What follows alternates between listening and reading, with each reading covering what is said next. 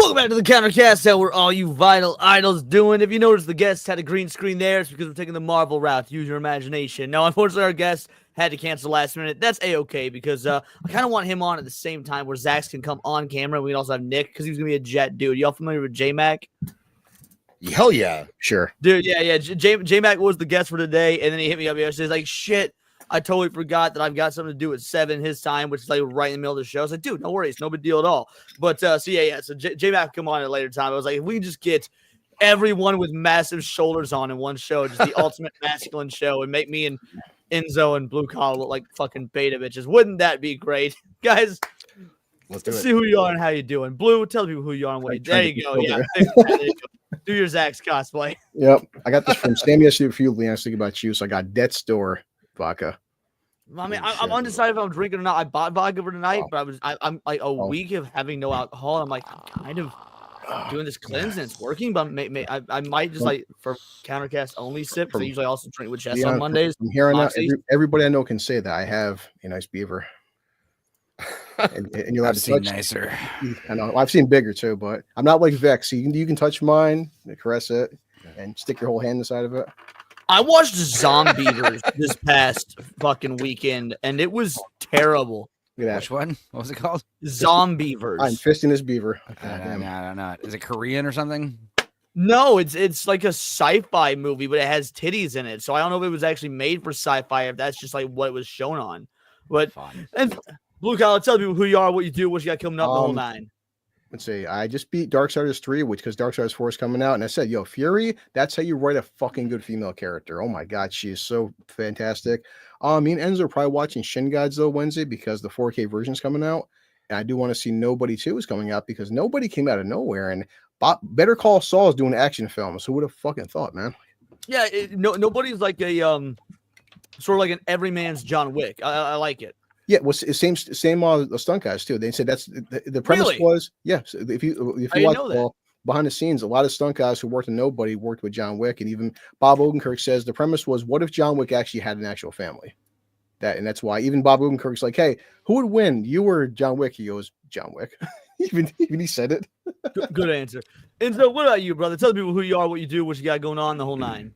I'm Enzo. I watch a lot of weird stuff and joke around, and we had a fun stream last night. I found out that if I play gay ASMR anal massage videos, people start sending in donos really hardcore, like, please stop, and then people will be like, no, keep it going. So it was fun. And I got Wednesday's movie is Sorceress, which also had a bunch of titties in it. Me and Blue Collar watched that. That was fun. It's so awful. And other than that, I got to go to fucking Chicago this weekend for some gigs, which it's gonna be all right. I don't want a good thing. Nice road trip, from Texas to Chicago, play some tunes. We're flying, thank God. But okay. Yeah, I just assume because I don't have to bring any gear. I just have to bring my drumsticks. My poor guitar players, they got to fly with their guitars and everything. That's always annoying. But I mean, I'm mostly worried because the band wants to go like fucking sightseeing and shit. I'm like, no. If it's not near the gig, you also stay in the white parts. It's fine. I mean, I don't know. If it's not near the venue or the place we're staying, I don't really care. I'm sorry. That's right. As long as you get yourself some pie, that's all that matters. Use some Chicago pie. I'm more excited about Chicago hot dogs and the hot beef sandwiches because I do like a good deep dish. But I've had deep dish plenty of times. It's some good spots. That's a go-to. That's my kind of pizza, man. It's like a lasagna. It's an Italian pizza. I like it. Enzo, what are you doing in the chat, not on the panel? Motherfucker, get in here. And last but not least, Zach, the man in Manitoba. Tell people who you are and what you do. Shoulders. Right now, my whole family's fighting the China virus, so I'm off. I'm not going to be on camera today, but if I can ever make Countercast, I'm going to be here. So I love hanging with you guys. So Wednesdays, I'm doing a cinema clash. We got 95 versus 92 this week. So that means 7, Toy Story, Braveheart, Heat and Casino versus Unforgiven, Reservoir Dogs, Aladdin. So it's a big fight this week. This is, I don't know. I'm looking at 95 pretty strongly because I love Braveheart because it fucking rules. So doing that, and then Toy Saturday Story Night is legit in my top 5 movies of all time. It's easily my favorite. If you count as a Disney movie, it's that and Pinocchio. So I will stand hard for Toy Story. 95 is a good year. Let a boy. Yeah, so that's it. In Saturday Night Circle Jerks. You guys know who I am. Hell, well, I was gonna say, oh yeah. Tarantino said the Toy Story is the only other perfect trilogy besides the Dollars trilogy. I'm inclined to agree with him. Yeah, except they made a fourth movie and ruined it, so it's not. You know, Yeah, it doesn't but count. we can pretend that doesn't exist. I saw it in the theaters and I hated it, I dude. did I too. legit hated it. Poor I don't know if Keanu. anyone else The fourth here has one? seen it, but yeah, the fourth one. You know I don't what's think I've sad? seen it. I seen that one video where Keanu's like, "Hi, Keanu. My favorite character is Duke Kaboom." He's like, "Really? He's my favorite character too." And this poor little kid's like worshiping Keanu for Duke Kaboom, and you're like, "Oh, Dude, I remember when we watched Finding Dory in the theaters. I forgot to tell the story last night. I think we got on a tangent and I forgot to finish it. But yeah, for Finding Dory, we're watching it. There's a part where like everyone's trying to like cross the street or something. Like it's very dangerous. And then a truck comes and then the screen just goes black and the lights come up. And everyone was like, is that the end of the movie? Like what? Like they all got killed? And there's like, no, there's a power outage. I was like, oh, That's okay. amazing. I was like, man. All right, before we get into the show proper, I start the show the same way every time, and that's asking people what they're feeling good about, what they're thankful for, whether it be, nerd culture, their whole life, whatever. Zach, let's start with you. What you feeling good about in life before we get into the doom and gloom of the internet? In life, got a bunch of stuff planned with my kid for the next 2 weeks. We got him into my son has autism, and so we got him in a bunch of like programs so I can go hang out with him. And we're doing things like making pottery, which I don't know how to do, but we'll figure that stuff out. Maybe some chick can help us with that. Probably would be better. Or a ghost. Maybe you could have a ghost help you with that. Or a ghost. We're doing an obstacle course the next day, and then he goes to a mini university. So I'm excited for that stuff because it's been kind of shitty here last week. Weather-wise, we've all been sick. So get him out having fun again. Do you guys have like year-round school in Canada? Because I know some places do that, or do you get out for like a regular summer break like we do in America? Yeah, we're done from end of July end of June till early September. Usually like second week of September.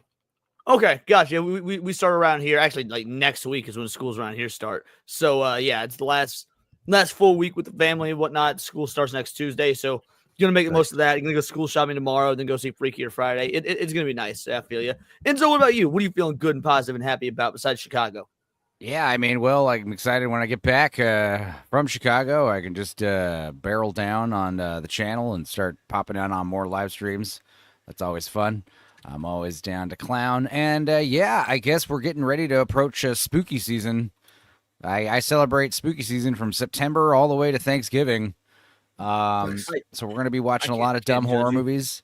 And then on top of that, I'm going to try at least during October, maybe during October and some of November. We'll see how long it takes, but I want to live stream every Tales from the Crypt episode. For some reason, I haven't confirmed this. I'm like 90% sure, but it seems like the episodes of Tales from the Crypt are like not copyrighted on YouTube for some reason. I don't know why. I don't care. I mean, you got away with Baywatch Nights. I don't see why you wouldn't get away with Tales from the Crypt. And Tales from the Crypt away with Willow. We got away with Willow last week. That's true. We got away with Willow. We watched all of Willow. That's but crazy. It's annoying. But you know what's annoying is because we have I had Battle Beyond the Stars coming out next week, right? And I'm pretty sure I did a copyright test, but I guess I forgot or didn't notice. But it's blocked in U.S. and Canada, and of course I disputed it, and Shout Studios denied it. So it's like, the movies that give me shit, are like nonsense. And then like some of these bigger movies like Disney movies and Universal, they're like, it's fine. I'm just like, what? You can get your shit together, y'all. It's okay. I mean, I'm just here for the fun, for the laughs. So it's whatever. Well, and Blue Collar, what about you? Last night, yeah, I told you it's my birthday, and you, Enzo, and until Zach Spot knew about it, but it just came in today, the official letter from Family Court. But as of August 5th, 2025, I am no longer paying child support. And just having the document right here in my fucking hand, like, yes, after 14 years of that fucking bitch. That's cause for celebration.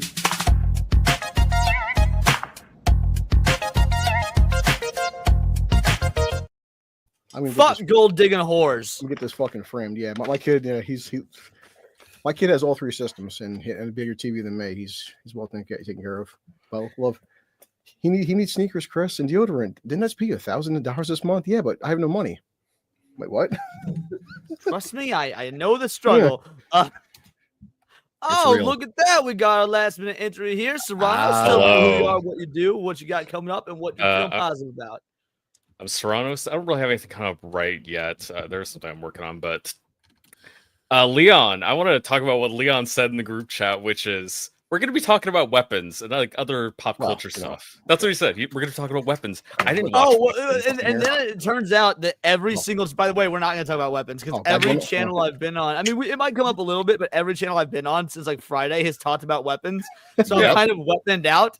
We might Leon said it's we're also going to talk about weapons. So it's also difficult to talk about because we still, I've talked about it several times, but we haven't really talked about it at all because I don't know how far you guys got into spoilers, but it seems like most people are just like, I think there's very limited. Because we're supposed to talk about like deep, heavy with spoilers with Nadia tomorrow, and she's all like, "Yeah, that stream might be canceled." So we might do weapons at the end, and get into spoilers and whatnot. That way, because I have not seen it. I loved it. Very mixed on it. Yeah, but I think like Leon, Enzo and BCL. Like Leon said though, like all weekend I couldn't watch any of the normal streams I like to watch because everyone's fucking talking about weapons and I haven't seen it, and everyone says don't get it spoiled. So okay, well I'm out of here then, guys. Every time, every show. Definitely one you shouldn't spoil. Like the ending is the third act is insane, so I don't want to even spoiling what it was about is just a big spoiler. But what was funny, I mentioned this with Leon. I mentioned this last night, but like at Niat's stream. There was this guy, I won't name him, but he was in the chat like, why wasn't this about the Pied Piper? This could have been good if it was about the Pied Piper. I don't understand why it wasn't the Pied Piper. Messages. He 50 chats about the Pied Piper. Maybe the Pied Piper could be wearing clothes made out of all the children's clothes, like sewn together. Maybe the Pied Piper could have. I was like, dude, are you the Pied Piper? Like, is that what's going on here? To lead us down this route? And then as soon as Leon got the chat, I was like, hey, we hear you. We see you in the chat talking about Pied Piper. Please stop spamming. We appreciate it. And he's like, okay, no problem. And then he left. And he didn't say anything. He just left the chat. That was the weirdest thing. I will say for Zach says no spoilers at all, but like I respect the marketing because we had no idea what the fuck this movie was about. And I love that. Yeah, directors need to be back in charge of like how films are marketed. The problem is when they have some marketing house, they always just do the same cut and paste trailers with the stupid. They take a popular song nowadays and make it all slow and dumb. Yeah. I don't understand I think directors mattering would be cool. It'd probably make me more interested in watching like movies. Yeah. Like, I have interest in watching some old good movies, but not any new modern ones at all. Yeah.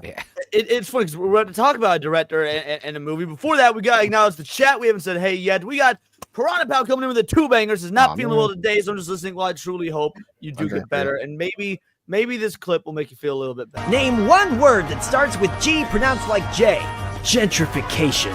Shoot, should have thought of that. I was just in San Francisco. There it is. Hopefully that helps a little bit. There, Piranha Pal. Hopefully you get well. We got Salty Butterbags in the house. How you doing, SBB? Of course, Blue Collar be talking to you. Little Miss Anonymous saying me, yo, y'all. Let's see who else we got. There was I made a mistake with the time of the stream. Thanks for catching that, by the way, Zach's. And so it's earlier than it should have been. So a lot of us were here early. So we got Schizosaurus in the house. How you doing, Schizosaurus? We got Peepers, the Titty Kitty, CFH90, Cowboys from Hell, Rise Up. How you doing? Let's score. We got Dexnar, best mod in the whole damn land. Matt Stanford, intro is driving you crazy. Man, look at that intro is awesome. I love my intro. Kay the Goonette Queen, it's been a minute. How you doing, girly? Appreciate you. Paul Byersmith, the IRL bestie. Rocky the Black Dragon is in the house. First and foremost, One Piece live action adaptation season 2 sucks. Yeah, cool. You haven't seen it. You don't know that. I'll be real, Rocky. You're kind of a fucking idiot, and you have been for a long time. Like here's Leon's at the chat moment that needs to happen in every single stream. You comment on every video I make. Always with negativity. I get it. Your life sucks. And I'm glad you haven't taken it yet. But by the same token, find something to take joy in. Like that's my armchair psychology recommendation. Find something to take joy in and maybe take your meds. Eddie Rahman, how you doing? Truly appreciate you for being here. Let's see who else we got. Scroll through here. Zach's talking to you guys in the chat. That might be Serrano's. Of course, time people in chat before I told him to get the fuck in here because we've got plenty of stuff to talk about. I just forgot to put it in the group chat. My bad. Yeah, Enzo's like what you said in the group chat was everybody who's gonna be coming here, come on in. Who was that? I don't know. My bad. Yeah, no, we got I never talked to you about coming on today. Ever. I totally forgot. I was like, oh, he's here, he's awake, he's not busy because he's in the chat. So yeah, but no, we've got stuff about we've got some clickbait stuff. We've got some stuff about the new what's it called? Rambo film. There's some obviously One Piece season 2. Yeah, there's a lot to talk about. That's good. The Resident Evil stuff. Faye is in the house. How you doing, Faye? Truly appreciate you for dropping by. Guys, I got a lot of names we can get to, but we've got to get to the content. So we can go ahead and start off with, my favorite segment, the first segment, which is clickbait of the day. And while it's not really clickbait, it's just super easy conversational starters. What you playing first? Imagine it's 1999 or whatever year it is. You got yourself the Dreamcast. Oh I'm man. trading What are in you the playing Dreamcast first? And getting a Nintendo 64. What was that? What was that? I'm Serrano? trading in the Dreamcast and getting a Nintendo 64. Yeah, I was gonna say I don't think I ever played a Dreamcast. If I did, it was maybe What? one Sonic game one time on my friend's house. I was never a Dreamcast guy. You know, I'm playing fucking Code Veronica. That's Is there a good anything I answer. even want to play on a Dreamcast? Oh, I don't like Sonic Dreamcast- games. You guys are breaking my heart here. Yeah. Zax, what about you? Shenmue. Got to toss Shenmue in there Ooh, for nice. sure. Wow, Yeah. that's a good pick. I wasn't expecting that from you at all. The biggest thing for Uh, back in the sports days, Madden fans, remember if you played a Madden game, your friends would see stuff. Dreamcast, you'd have your plays on your fucking your controller. That was at the time revolutionary. So you're playing Madden or any kind of baseball game or basketball game. You're picking plays. They can't see your shit. Like That is interesting, yeah. yeah. And NFL 2K was great on this system too. NFL 2K, NBA 2K. There was even I didn't even know shit about hockey. I played a hockey game that my dad had, and it was fun. Like, Yep. Jim, I didn't Great think the Zax system. was in the Steelers. Yeah. I got to do Crazy Taxi. That's gonna be my that and the Evil Dead game are gonna be my go-tos first. Ooh, Resident Evil. there's a. Oh wait, never mind. This is just Sega. Yeah, there's a Echo the Dolphin, Bomberman, Bust a Move. Echo Those the are Dolphin was on the classics. Dreamcast. I like Bomberman I heard was of on the like Code Dreamcast. Veronica, so I'd try that out, yeah. Yeah, Code Veronica, the PS2 version is the better version, but yes, it's playing on the Dreamcast one. I'd recommend it. But yeah, that's like I said, easy, fun, clickbait. Zach surprised the hell out of me with his answer, but no, we've There you got this. Ooh, hey-oh. Noah Centineo has been cast as young Rambo in a Rambo origin film. Jamari Helander, Sisu, is set to direct. Now, What are we thinking, guys? is this That actually seems fine to because me. Critical Drinker and Richard C. Meyer collaborated on a Rambo prequel called First Kill, I think it was called. Yeah, it was a And comic. that's they the had comic book, Rambo, right? Sylvester Stallone signed off on it, and he Yeah. signed copies for it. So I'm wondering if this is based on that, loosely or otherwise. But I don't know. Rambo prequel. I mean, the idea of how did Rambo get started? In war. That could be something there. I'm not sure really how prequel really makes that much sense for me, like for Rambo, because him having the Rambo moment, I guess, or just breaking out that movie. What else was he before that though? Like, doesn't matter. It's just a war movie. That's the thing. Like, it would just be a war movie about how he gets PTSD, I guess. Yeah. He gets we know he becomes a prisoner of war. We know he gets tortured. We know all this crazy shit happens to him from the first movie. But the thing is, this is going to be really a prequel to the Rambo sequels because First Blood is like its That own makes thing.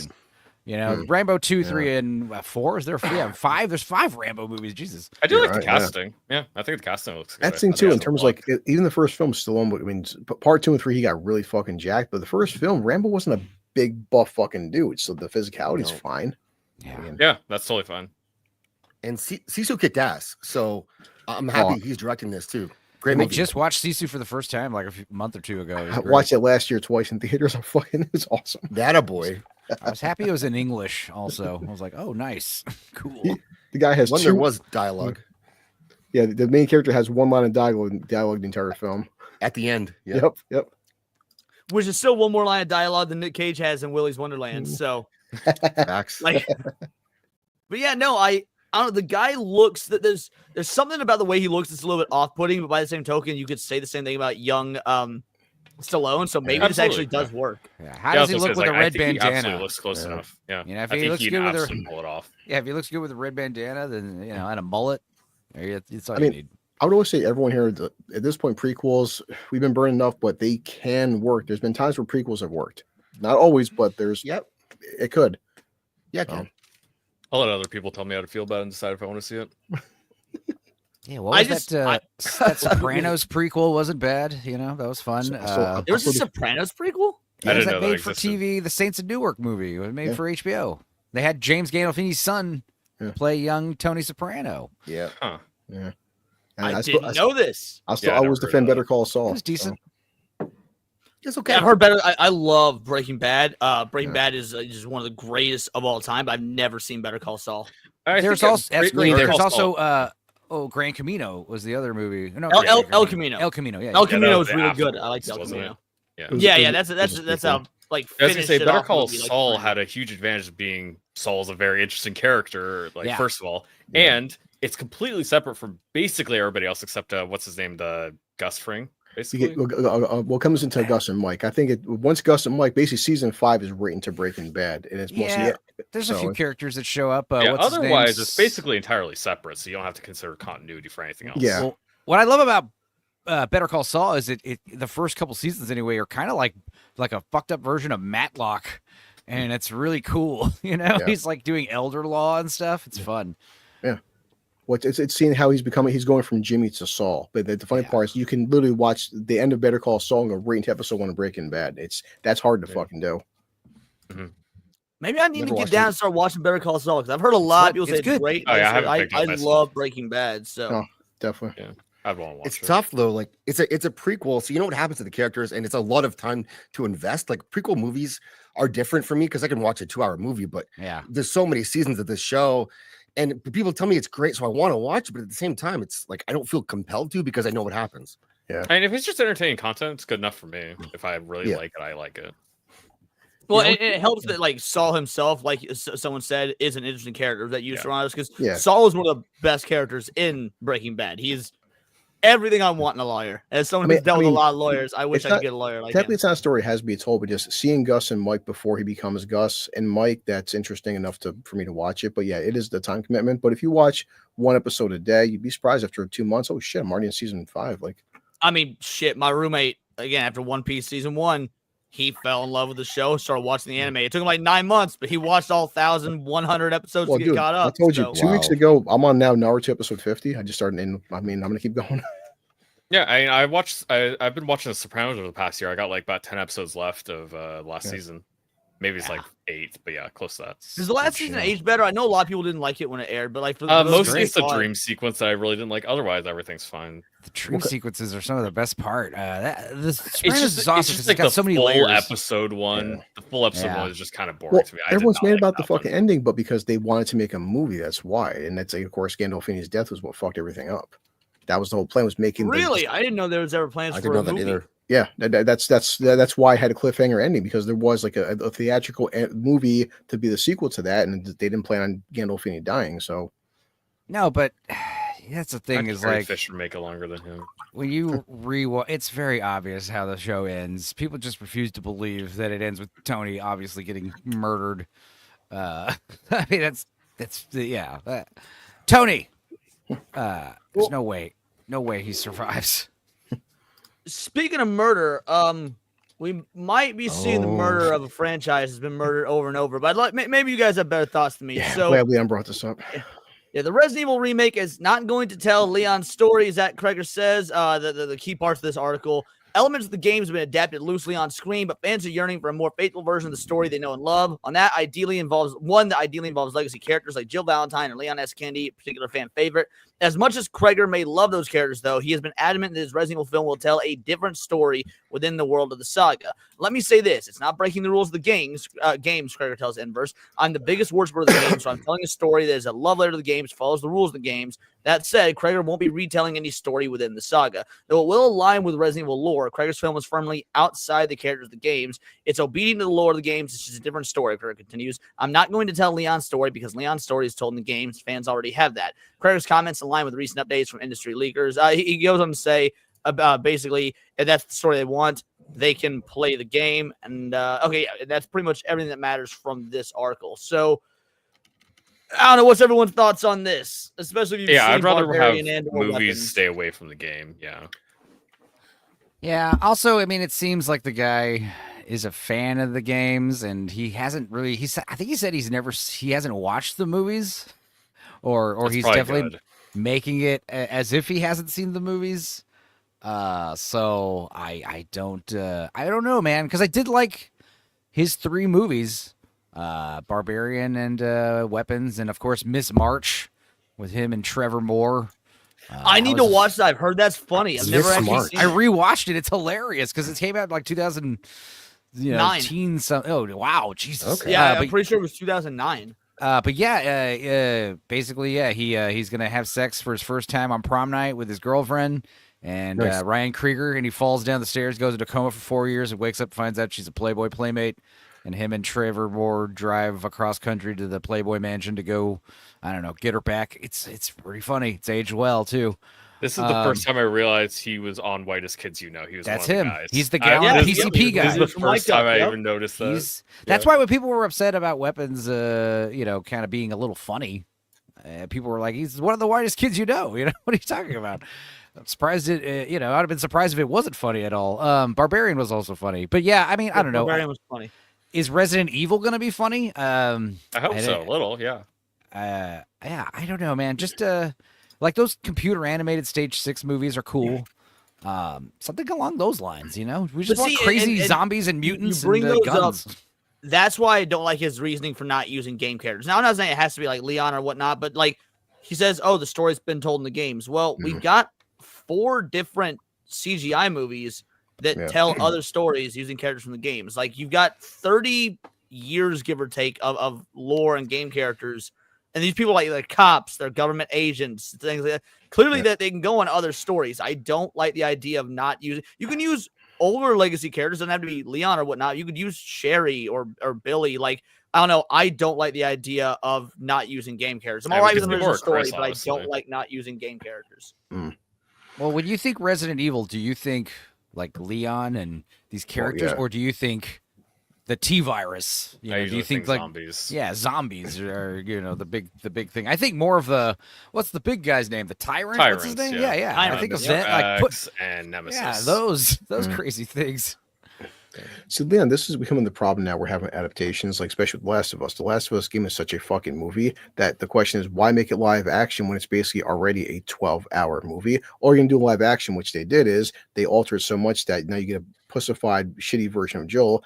Now Resident Evil, as we watched on Niats, that okay, if you're gonna make Resident Evil now with exactly inside of a mansion, Wesker, Jill, and Chris, if it's just carbon copy of the first game, then why make it for it? You've already got the games. But games right, now and I agree with that. I do not think they should just make an adaptation of the games because the games themselves are, even for their time, really cinematic. They've got fixed camera angles. They don't do things like zombies don't drop loot or whatever. Those are already cinematic. So, but that being said, I don't know. It feels weird. It's like I'm going to tell all my own story, but use the rules of Resident Evil. It seems like Paul W.S. Anderson did that for 5 or 6 movies, and they were terrible. So true. And that's why I said like with Cregger, he's like, well, Leon's that was a story's money already been laundering told. operation to get his wife.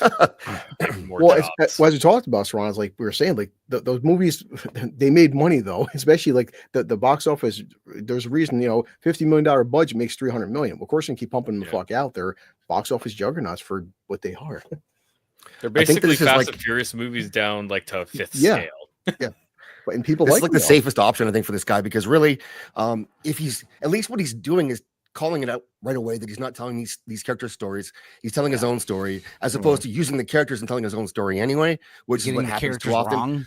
Not saying that would happen in this, but then tying into the game, that story has been told, and I like you could have like a bit of a crossover. I think might make people happy if you have Leon in a couple of scenes, or he knows them, or there's some communication. You could do that. Yeah. But tell your own story. It's fine as long as it's a good story, and it has to fit with the rules of the world that we know. And yes, those games we only saw a small portion of the world, so I'd like to see what happens in other places. Might be interesting. Now, considering Resident Evil seems to be cursed because we've had 7 movies and a Netflix adaptation, and we've literally never gotten a good one. Even if Cregger's talented with things like Weapons of Barbarian, do you think there's hope for this just based on previous track record? You're like, hey, eighth time's the charm, bro. Yeah, I don't think there's any reason to doubt it if it's like an entirely new team. Yeah, I mean, I would say, so far we have a director who's already proven himself in the horror genre, and also directors saying, listen, guys, I'm not going to make a carbon copy of the game. I'm not going to say, I'm not going to butcher Leon and Jill and Chris. I'm going to do something different. So we have to worry about, he's making a shitty version of Leon. Leon's not going to be there. We also have 7 examples of what not to do. So surely, again, 8 if you count Netflix. But then again, if he hasn't seen them, then yeah, maybe that'll be a problem. Yeah, the Netflix one might be the legit word, which is sad because Lance Reddick is such a good actor. They probably got the best actor for the Netflix version, and it's still so At least bad. his final role was Ballerina, which he got some love in that movie. He's in Ballerina, really? Yeah. He's I didn't know that was filmed before his death. Yeah, he's got like a 2-minute cameo, but that's Ballerina's his official like last role. So, I didn't see Ballerina yet. I wasn't sure if it was good or not. I've heard such mixed things about it. yeah, because I thought he was dead, but it was AI or they just used him from other scenes and cut them back into that story. I didn't know. That That's would cool make though. more sense. Yeah. Well, you should know, Leon. It was never good. John Wick was never good. Nobody cares about it because it's just an action movie. It's a dumb movie, right? Dumb movie. It's just stupid. Who cares? We need to have I want to have a show where we just yell at Matt for 2 hours. That could be a weekly show. There's enough, Yeah, it could enough be. content for that. Yep, that's right. To be fair, I'm sure even though we're talking about 92 and 95 this week, he will find a way to bring up Color of Money. Which to be fair, I do have to watch tomorrow or Wednesday before the show because I told him I would watch it, and I make good on that. So Maybe I should gonna watch hate this 7. too, so I could argue it. Well, I guess my spoiler free for Ballerina is like John Wick does appear in Ballerina, and people cry girl boss woke. She fights John. She literally doesn't land a single hit on him, and I'm like, there you go. Yeah. is Ballerina a prequel then to John Wick? Okay, remember in John Wick 3 when he goes to Angelica Houston's character and gets his finger, he catches in. That's so she's at the training school while he's doing. So it's like basically adjacent to John Wick 3. Okay, so because I knew John Wick was in it, and there we go, much better, lovely Sherry. You know what we want. I was like, does this confirm that he actually lived after the fourth one or whatnot? Okay, so it takes place at the same time as 3. Again, I wasn't sure. At one point, they have a sparring contest. Like, oh god, was she overpowered John Wick? No, she literally just. It's embarrassing how overpowered he is compared to her. And I'm like, oh wait, a woman who lost a fight and doesn't dethrone John Wick. True. Can't bitch. You know, it's funny you say that. That is another thing to think about when it comes to Resident Evil, though, because those games all like from the beginning, from the first one, did strong female characters the proper way. You had Jill, you had Claire, you had Ada, all within the first 2 games. You had Rebecca, and I wonder if this will be another case of the boy who cried woke when this movie comes out, because if they honor the lore and the source material, there should be strong female characters. Yeah. For sure. I'm with you, Leon. A lot of people they cry about Sarah Connor, Ellen Ripley. I would debate if Terminator 2 came out in 2025. See how fucking woke this shit is? Okay. Because now do you think that would happen with Terminator 2? Because like it's a good movie first and foremost. Oh no, I'm just saying, but in terms of like the female angle, because you're seeing it more whenever now. I mean, the people who always complain are always going to complain. I think most people just aren't, though. Right. Let's see. Well, speaking of things that will probably never be woke, we've got this anime right here called Golden Boy. Who is familiar with this? I know. Oh shit! I'm not sharing the screen. My bad. There we go. Who's familiar with Golden Boy? No. Nope. No. Oh, you guys are in for a treat. I guess I'm number 2 here. What's Golden Boy? Well, I'm gonna play this right here. Golden Boy in 5 seconds. So you guys get an idea of what this anime is about. It's anime. What are you talking about? It is a 6-episode sex comedy about an idiot savant who he just goes from job to job. Every episode he takes on a different job. He only takes on jobs that are ran by hot women. And once he learns how to do the job, he's an expert at it and tries to use his expertise at this job to get in these bitches' pants. I'm watching this tonight. It's 6 episodes. It's hilarious. Here's 36 seconds. Golden Boy in 5 seconds.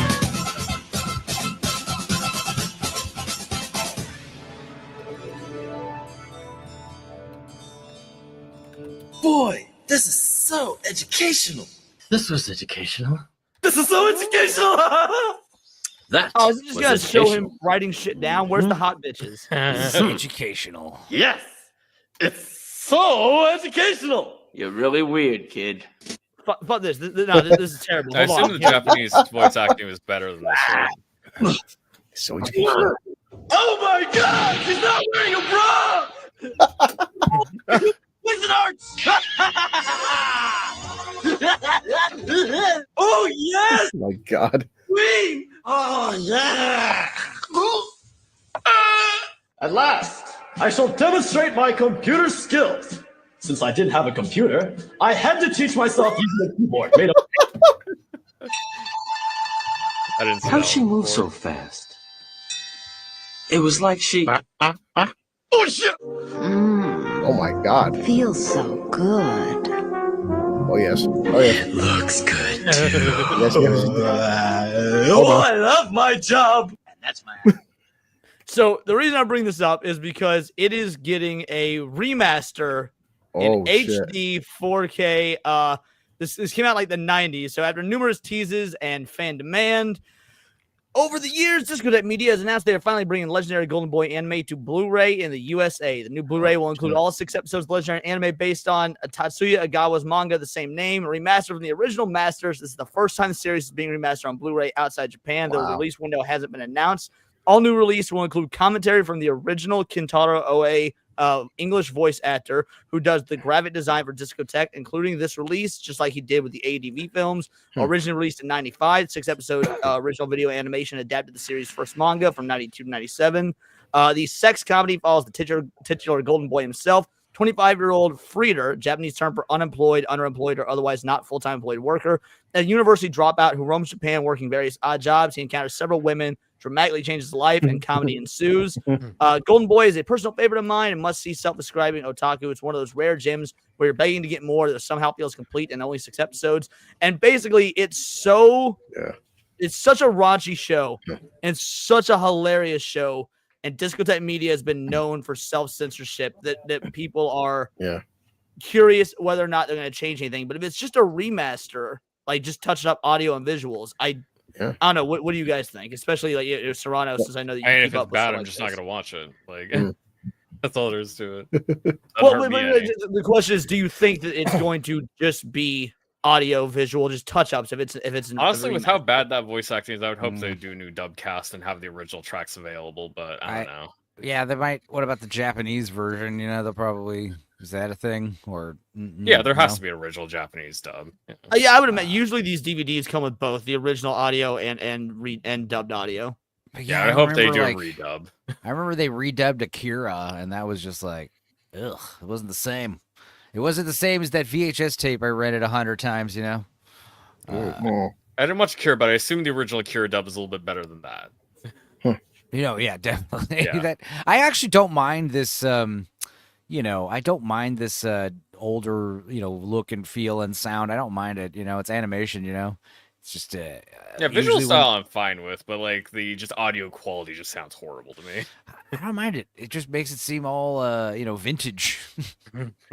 Legendary. You're young. Yeah, legendary is a strong word for that, though, isn't it? Probably is this legendary? I would say it's pretty close to that. Yeah, it might not be like one of the he's muted, but it's not one of the top things in terms of like highest rated anime of all time. But it is highly rated anime for all time. Okay. Yeah, like hold on. I think this one shows more of the. I've already spent it all, ma'am. You son of a.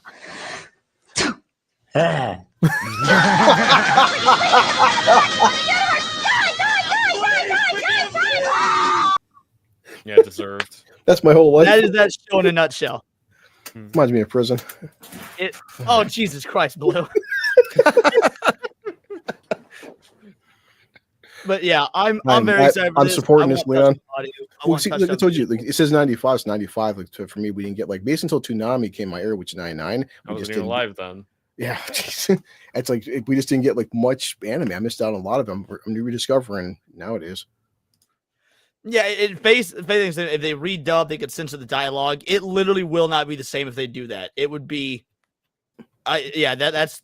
It needs to have the original script as is. That's. I mean, they probably censor other stuff as well. Then if they're going to censor the dub too, right? Yeah, because the women's rest shots and whatnot. One episode, like I said, it's 6 episodes long, and one episode, the entire premise is that there's this chick that doesn't fuck dudes because she gets the best orgasms from her motorcycle, and she makes a bet with him that if he can beat her in a race on his bicycle versus her motorcycle, she'll fuck him. I'm gonna buy this twice.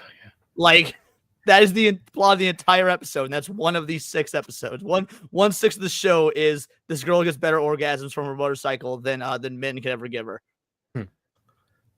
Damn, how long are the episodes? Fantastic. Are they What? an hour long or how long are the No, episodes? they're regular 30-minute episodes. Oh shit. Okay. It's you could knock it out in an afternoon. It's Well, super yeah. easy. Where's the show at?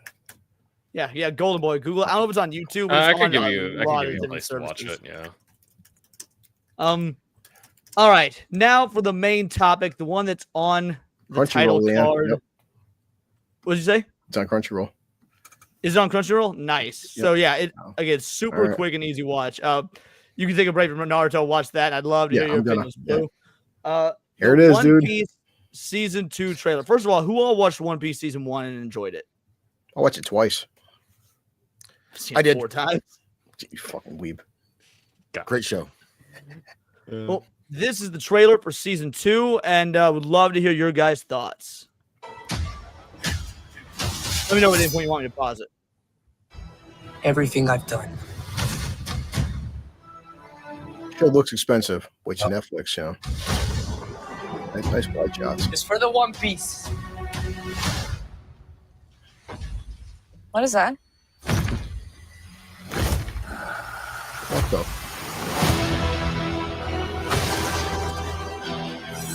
Shit. That was Boa, right? Fuck, I got 2 cigars. Jesus. I don't. Nah, both Wow. should be here. Or who was that then? Hold on a sec. The Right. girl before that. Oh, Nico.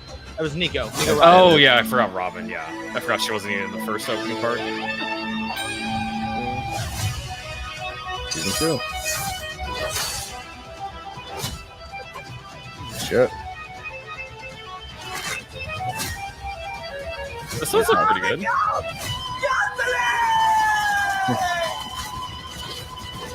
I don't think you can make that look good in live action. I mean, it's, yeah. I like season 1. I do Is think that a he's whale? a good Luffy. Yes, Yeah, it is was that a whale. Pinocchio. Nice. Wow. Let's go. Now, to one credit with the new Fantastic Four film, when he had Pedro Pascal extending his arms, he was still in full costume because no matter what you do with CGI, a human arm being 20 feet long, there's no way to make it look plausible. At least covered in like fabric, it's better looking. What are you gonna do? Right. Yeah, I'm with that. The set design still looks clean. I mean, I still this think the looks action fantastic. like scenes in terms of stunts look pretty good. My And I big do problem. like the casting of Luffy. My big problem with Netflix in general, same thing with this, is like, yeah, the set and the clothes, it all looks clean. That's a bad thing. Everything looks too clean. Everything looks polished. There's no stains, no fair, yeah. tears, no wear and tear. It doesn't look lived in the world. Everything looks like a fucking set. It's too polished, too clean. And this isn't just with this show. This is a common No, thing. I would agree that's a Netflix issue. The in costumes, Lord of the Rings, the costumes look worn. It looks like they've been you know? actually used. Yes, like this is like, for a pirate show, Pirates of the Caribbean, like those pirates are filthy. You know, Absolutely. like and they there got needs that to be some perfectly. grit. There needs to be some grit, some dirt, some gunk, some funk. It needs to be, that's the world I'm picturing here. The set, it all looks like villas and vacation spots, and everything's so clean. Do you think it's trying to be a little bit too faithful to the original, and it's taken away some of the actual lived-in qualities that would be present if it was real? Like specifically for One Piece, not like everything else they do, even if it's a consistent issue. Can you elaborate? Because I'm not sure what you mean. I was talking about what he's talking about in terms of it not being lived in at all. That's like a consistent Netflix issue, but do you think them trying to be faithful to the original costumes and like areas and just like locations makes it so they're focused more on that than actually making the So costumes look basically they're real? trying to make it look like basically like if the anime came to life, which would be clean, the and exact shiny. interpretation, like exactly what's actually in the anime, rather than what it would look like if it was real. Like you said, like Pirates of the Caribbean, where they're all dusty and dirty. It doesn't have to be that dirty, but a little bit like worn. It seems just like fresh, new. The colors are too bright. You wash clothes, the colors fade a little. But not is that? too faded. But is that like mimicking? And people complain about both sides of that, so it's hard, right? Also, 'cause Like, people the complain, anime like, it's so dreary and stuff. Like if they try Yeah. to make it more real, Also, Yeah, the parts- very HBO hard. filter, as I call it. because Pirates of the Caribbean is also a different franchise. Like, is season 1? Leon knows this. Is that mimicking the brightness of the anime? The anime is brightly colored, right? Like, yes. Yeah. So it's like yeah. so for season 2 to look clean. Maybe that's the point. It's copying the anime to look like a clean, bright world. Like these are not real pirates. Although I've heard that this was actually based on the Houthis. So that Leon, what do you think about that? Like, does that change the context for you to be a Luffy fan, knowing that these guys are doing what Houthis would do? Yeah, so because we are simulcasting to Twitch, I just want to say I support the Houthis. In fact, I think they're doing God's work. In fact, I really want that Dan Clancy payday, so I'll just go ahead and say it. Fuck the Jews. Boy. By the way, I don't we're know, not man. simulcasting to Other Twitch. people We're on own Kick, like, YouTube. You might want to be careful about that. They don't have the same ideals. Yeah, no, we're on Kick. I can actually say that Jews are pretty all right and not get in trouble. So. Yeah, did you see the budget for season 1? I mean, Netflix did basically 20 million an episode. So season 2 is not reported, but they're spending money on the show. Insane. I don't know if she meant to put Hail Satan, but I kind of like Hail Satin better. All right. So in terms of One Piece, the issue that a lot of folk are having is this character right here. She oh shit, I'm not sharing the screen again. There we go. She's drawn particularly fair-skinned in the manga / anime. They have her as an Indian chick here. Now, my question is, do you guys consider this a race swap if you have the knowledge that the land that she's from is based on Egypt and India? So when casting live action, is it a race swap to actually cast an Indian girl, or is it still because she's drawn fair-skinned, is it not a race swap? Because the original character wasn't Indian. Obviously not. All right. Zach, what about you? What would you consider that? I don't know enough about the source material to really say. I don't care. White. She's like super pasty. She's like as fair skinned as Nami. She's her adoptive sister. Yeah. Well, then no, Nami and Vivi aren't adoptive sisters. Oh wait, no, sorry. I was thinking of the other character that they race swapped. Yeah, sorry, that's the character they race swapped in season 1. That was a race swap. This is a princess from a foreign land, and also she's supposed to be like Egyptian. Like that's what it was supposed to be. Okay. Is she important to the story, the character? Yeah, she's very important to this arc, and then she becomes important years later, which I don't know if the show will ever even get to. But yeah, she is important to she's very important to like the story they're gonna be telling in season 2 and 3. Okay. Well, I mean, it's probably a race swap, I guess, but I don't know if it really matters. It doesn't for me because I've never read the anime and manga. I have no idea. Yeah, I thought there'd be a picture over here, but I guess there's not in this article. Well, okay, here we go. Let's see if I can. Yeah, I mean, I think what's all that's important is that she has blue hair. Yeah, that's think, almost. I mean, I think that's a problem. Probably, if this character is from like a land like Egypt in the manga, then the character on the left doesn't represent a character that's from a dark country.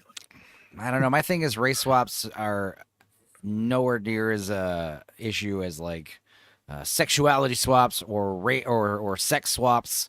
You know, making a male character female or vice versa is always more. I mean, making this character melanated, I'm not really. I mean, unless she starts talking jive and she's a totally different character doing breakdancing and shit. I don't think she'd do that because she is Indian. She's not black. She's Indian.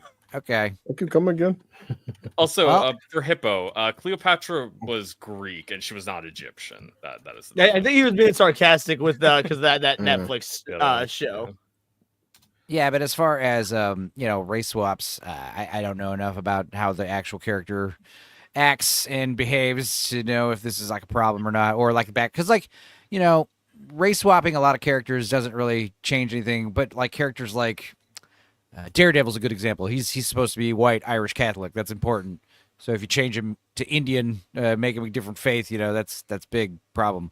But like I don't know, a lot of characters you make them more melanated. It doesn't really change their inherent character too much. But yeah, it's just one of those things where people just get annoyed because they just want to see the characters brought to life, Yeah, I just think it's dumb. It's like, she obviously doesn't look like that. Right. See, I guess the reason I don't have any, because I'm usually vehemently against race swaps, but my thought process I watch your videos, Leon. I know you like this.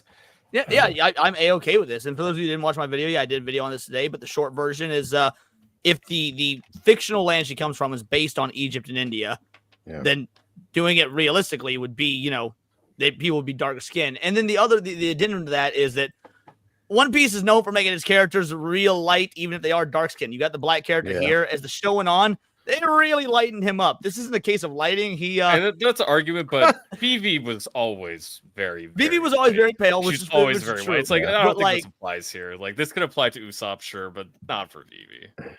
So yeah, no, Vivi was always very pale. I just think it's funny that like even their dark characters as the show goes on get pretty fucking light. He did the Beyonce. Yes, he did. Yeah, I think it's a problem with the animators, Leon, because if they wanted like Sronos was saying, if this character they wanted her to be from that area, they drew her with blue hair and pale fucking skin. That's a choice. You could have darkened her up in the manga. Yeah, she could have looked more like Usopp. If she was more like a mix, she looked more mixed originally. It was like I'd say it doesn't really matter. She's meant to be more dark skinned. Well, I said, like Leon knows, watching Full Metal Alchemist, you look like the Ishbalans, like Scar, like they look a lot different than Edward and Alphonse. Right. Yeah, exactly. So I can get why people everyone's so quick to cry fucking woke and race swapping. Well, the actress on the right looks nothing like the character on the left. That's just objectively true. Yeah, I don't think I can. Your time was getting hang time. I wanted to comment on it, Matt. Hold on, let me go back to it. The architecture of the city is based on a certain country doesn't mean that it is that country. Now, to be fair, I make this same argument, but on the flip side, in that since the country isn't real, since Alabasta isn't real, it's just inspired by Egypt. Since it's inspired by India, things to that effect.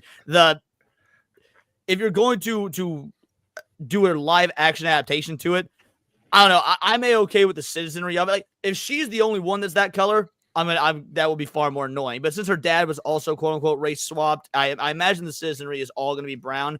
It makes sense if you've got Indian ass and Egyptian ass looking buildings to have them be brown. Like that's my thought. But also, by the same Egyptians token, aren't brown, really. Not well, yeah, Egyptians vary widely, but Indians specifically. Indians are obviously very brown, food, light brown. if you look into the lore, the character's favorite food is curry. I feel like that also goes a long way in saying what skin color she probably should. I'm not making that up, by the way. Her favorite food is curry. So curry munchers have to be brown. Is that what you're saying? Look, ask Vex what skin color she is. No, she doesn't turn her camera on, but ask her what skin color she is. It all lines up. It lines up. Yeah. Also, curry is ridiculously popular in Japan. Do you think they're brown? Well, green curry is different than dark curry. Also, England. Yeah. England loves their curry. Also, do they really? In England? Yes. The English people love curry. Dude, it's the new national dish. Basically, the appropriate. It's mostly Pakistani now, though. So the tiki masala wasn't originally Indian at all. It was like basically a British invention. It is the most popular takeaway dish in England. I used to, when I worked on tiki masala. I worked on the drag in Austin, and there was this place called Thai Kitchen, and they have this really spicy green jungle curry, seafood curry called the Tiger Cry. So fucking hot and delicious. Yeah, it's good. But I mean, as far as curry, it's everywhere, man. It's a good food. It's good food. But I like curry. Yeah. My big problem with the character we just saw, the Indian lady, like I said, it's just the same thing. Her hair has just been dyed yesterday. Her makeup and her clothes are pristine. It just looks. She is a princess, though, so that's a little bit different. She's okay, all right. Yeah, there's a lot more room for that because she's. I'll allow that then. All right.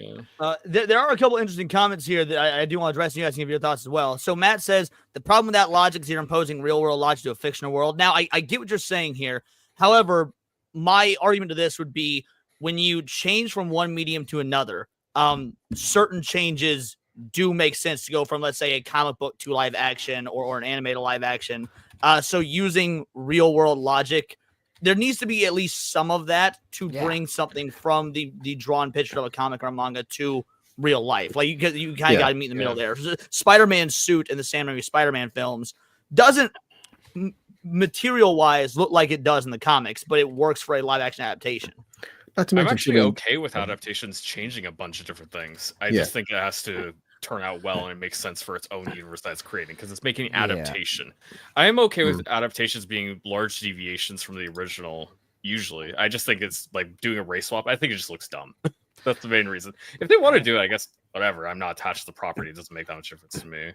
Well, plus too, Yeah, in terms of like fictional world, human beings are human beings. If a climate is like, say, like African climate, people with red hair and freckles don't live in a climate that's like 105 every damn they would day. die. That's Yeah. fictional, Not for not long. fictional. Humans are humans. Like, and that's what Game of Thrones love. Right, to hate it, the land is literally called the Desert Kingdom of Alabasta. Yeah. Like it's a fucking Well, desert. that's what So I'm saying. If you watch Game of Thrones, if people from Winterfell, sorry, black people don't live in Winterfell. That's not how humans work. Yeah, it's just interesting because like you have I don't know, these real world situations. Like I kind of agree. Like there's that SJW nonsense about how like Indian actors need roles. They do need work and stuff. And I don't know. There's places where you can put them in characters. Like having race swapping real life historical characters. That's a no. Taking your video game character and making him darker, I don't think that's a huge problem. Yeah, I can't really care that much about it. I definitely agree on that point. It's like if you're race swapping a historical character who's a real person, you're fucking insane. Because that's the problem with Right. like most of the woke And ideologies is on the surface of course they sound like good ideas. Yes, so yeah, sure, get more minorities and ethnics in the movies. Sure, Black Lives Matter, but then they always take it and go overboard and pervert it, and you're just like, oh, this is not what we. Well, This is not I what I also signed up wonder for. how much of this is being done for consistency because, like I mentioned before, I should have said this in my video and I didn't even think about it. But her father, the king in the story, the actor they got for him is also Indian. So it wasn't just like, hey, let's pluck out brown person. They specifically got an Indian for both the father they and race the swapped daughter. everybody. Yeah. So Yeah, that's how I feel like. Go for it, Blue. But also, like in terms of the show, when the show comes out, like if they show this character, show her backstory and where she comes from, if everybody where she in her country island looks just like her, it's going to make sense then. Also, the other thing is, I think a big reason why we're seeing a lot of crappy movies lately or recently is, this catering to foreign markets, specifically China, because they watch a lot of movies. But now we are seeing a pivot where Indians watch a lot of movies too. So we're starting to pivot to like marketing towards Indians and Pakistanis, which I think is going to be funnier. It's going to be a funner time when we're catering to the Bollywood style audiences, because we know what Chinese audience is like, and this is why we have these generic action flicks that are always about like, the one hero saving the world or whatever, because China loves that stuff.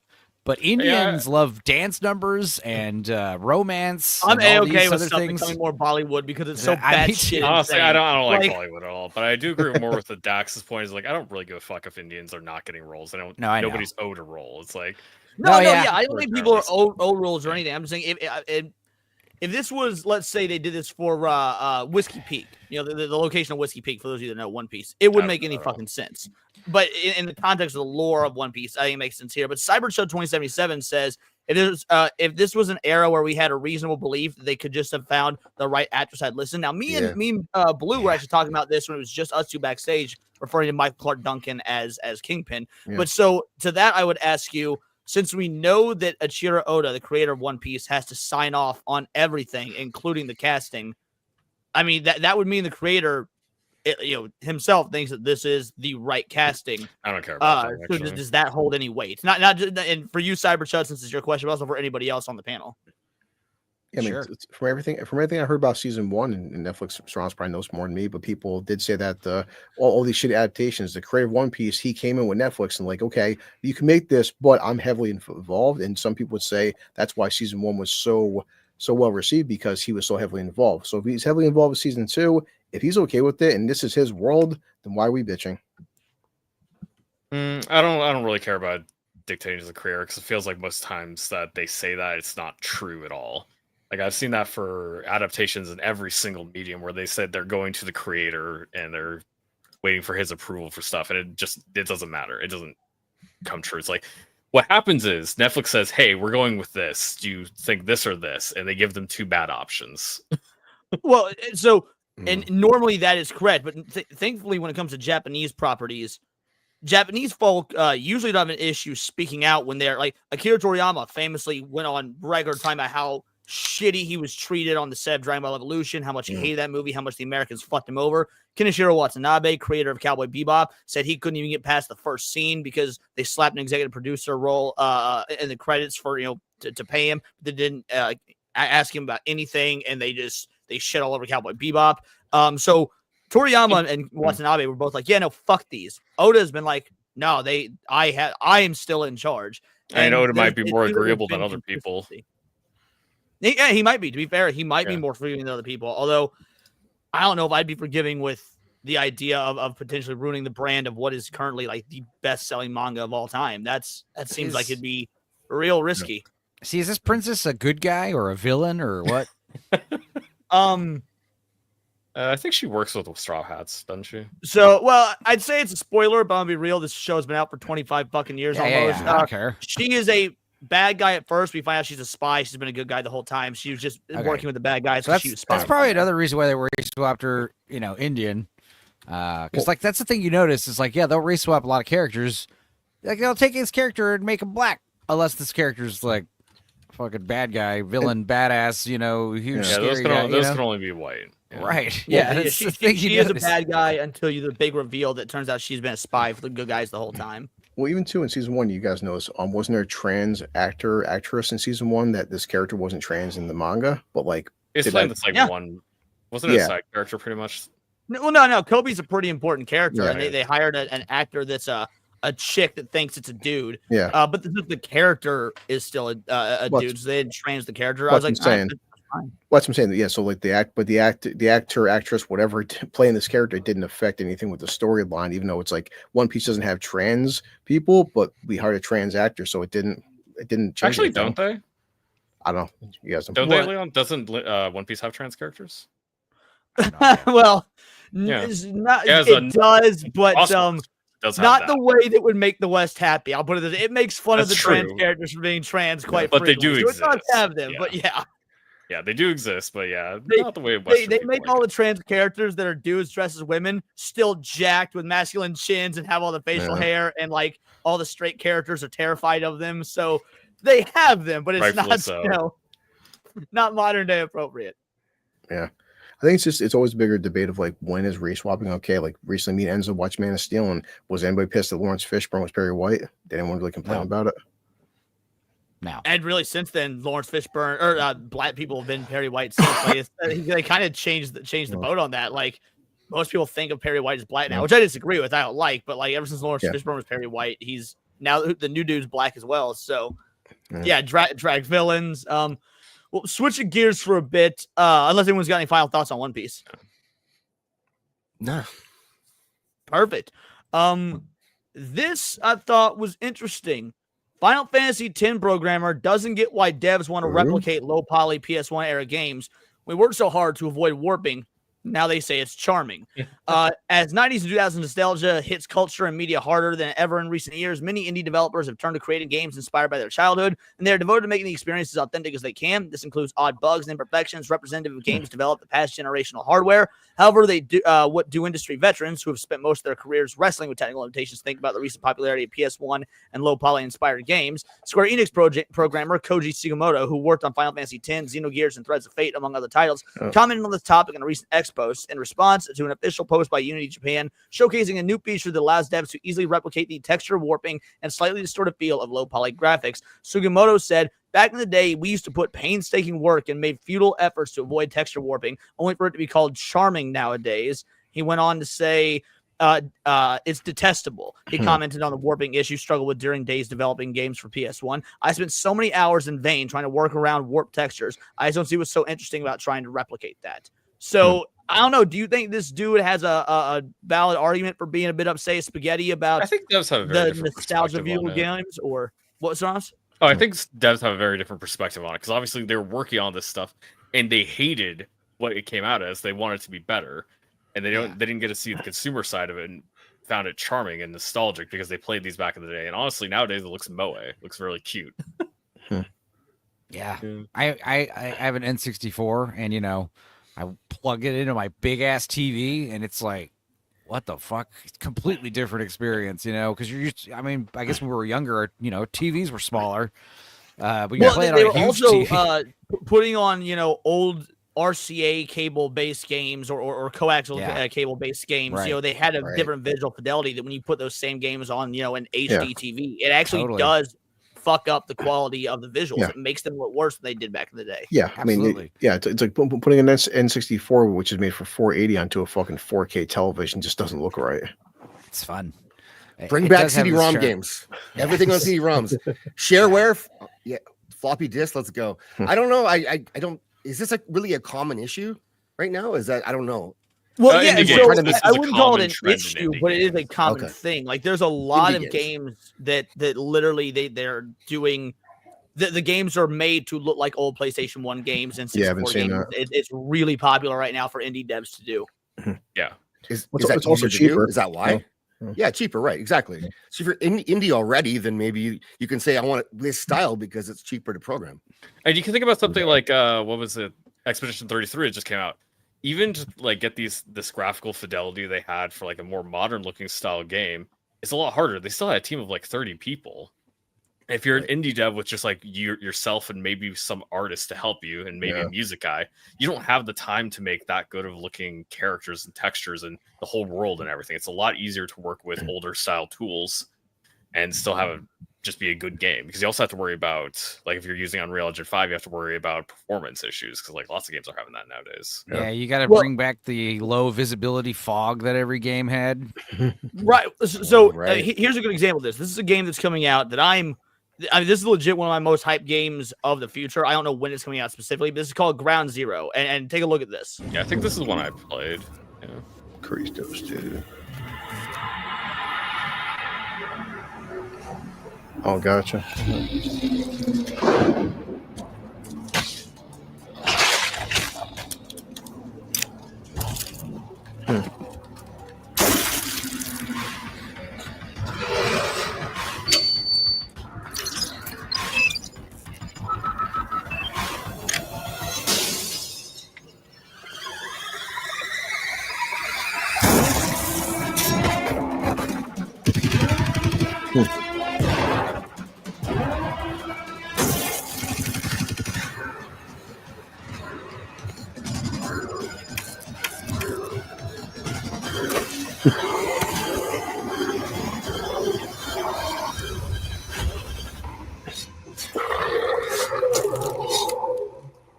So make him look like art.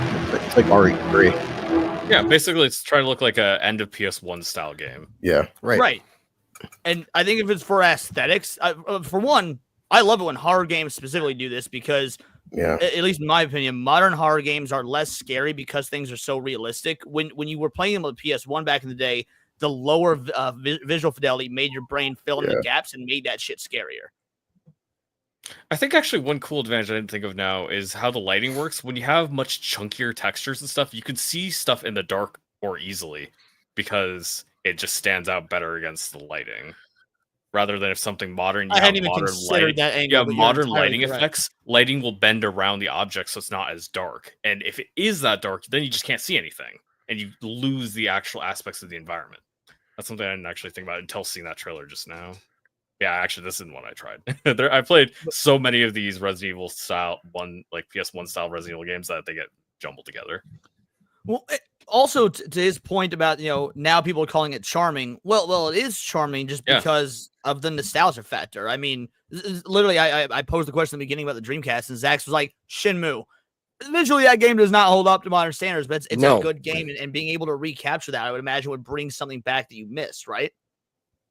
It's actually funny. I don't have any nostalgia for these games because I didn't grow up with them, but I still like the art style because I think it just looks nice. It is cohesive and it is immersive. I hadn't considered that aspect because the rest of us here are old and did play games like that. I never grew up with it, either, but I still like it. Yeah, I like the style of this one. It looks pretty good. I love the Resident Evil games, the early ones. Dino Crisis 2 people are talking about in the chat. So yeah, I think it looks kind of cool. I would try it. Yeah, it depends on what you're appealing for. There is a certain nostalgia. It's hard for like a lot of kids that are 20 and under that they'll see these games like, guys, I'm used to watching like whatever fucking Dead Space remake. They don't want to see these older games. But I mean, there's an audience for it, as long as it sells well. Yeah, there are actually two other horror games that have already come out. One Leon did play called Crow Country, and Crow Country is so good. These are both two super successful old style PS1 horror games, like Resident Evil style games, survival horror. And both of them, I think, are really good. Yeah, give me. I will pull those up in just a sec. I also, what up, Niet? How you doing, homie? Appreciate you. Watcher X also here. I want to hit these supers real quick. Story of Iron. Member of 3 months. Thank you so much, homie. Sorry for so long to get to this. We were in such deep discussion, but yes, truly appreciated. And then Dash Attack VTuber for $4.99. This is contrary to popular opinion, but an in-universe Resident Evil movie is preferable to another reimagining. I don't know about in-universe because I don't even trust Capcom to do in-universe stuff right nowadays. I don't know why I would ever trust someone third party. That being said, I do appreciate it, homie. Thank you very much. Let's go ahead and give you a clip. Since we were talking about Breaking Bad earlier, I feel like this is an appropriate one. You can't keep getting away with it. I just feel like that's such an Irwin thing to shout. So, all right, yes, you sent those in the private chat. Yeah, dude, I played this. This was so good. And again, the visual style it adds to the. Here we go. Okay.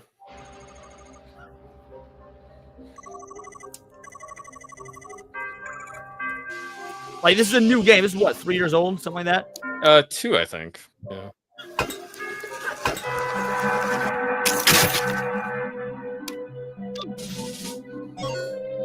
Or yeah, 1.5. Okay, 1.5. Oh, damn. Well, thank you for pre-subbing, assuming like that. I mean, you didn't lose much there.